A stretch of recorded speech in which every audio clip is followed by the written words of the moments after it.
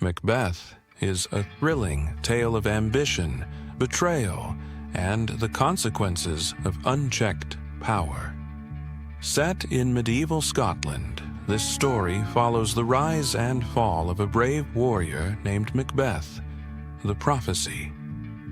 Our story begins on a misty battlefield. Macbeth, a valiant general, has just won a great victory for King Duncan of Scotland. As Macbeth and his friend Banquo journey home, they encounter three mysterious witches.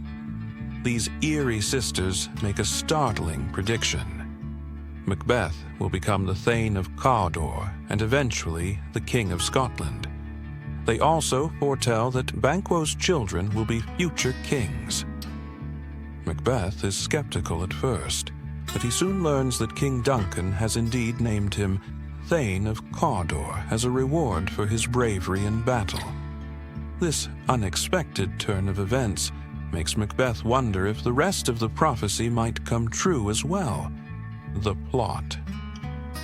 Excited by the possibility of becoming king, Macbeth shares the news with his wife, Lady Macbeth. She is thrilled and immediately begins to scheme.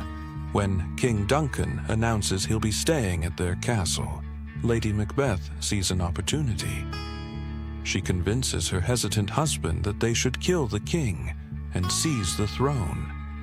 That night, while Duncan sleeps, Macbeth sneaks into the king's room and commits the terrible deed. Afterward, he's racked with guilt and fear. Lady Macbeth takes charge, framing the king's guards for the murder. The next morning, when the crime is discovered, Macbeth pretends to be outraged and kills the guards to silence them. The consequences. With Duncan dead and his sons fled, Macbeth is crowned the new king of Scotland. But his triumph is short-lived. Consumed by paranoia, Macbeth becomes a tyrant. He orders the murder of his friend Banquo and Banquo's son, fearing they might threaten his rule.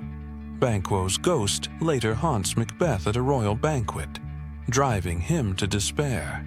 As Macbeth's reign grows more brutal, the other nobles begin to suspect him.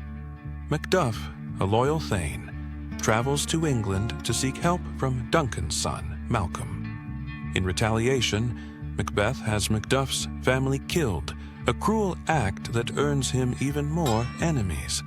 The downfall. Meanwhile, Lady Macbeth is overcome with guilt. She begins sleepwalking, imagining blood on her hands that she can't wash off. Her mental state deteriorates until she eventually takes her own life.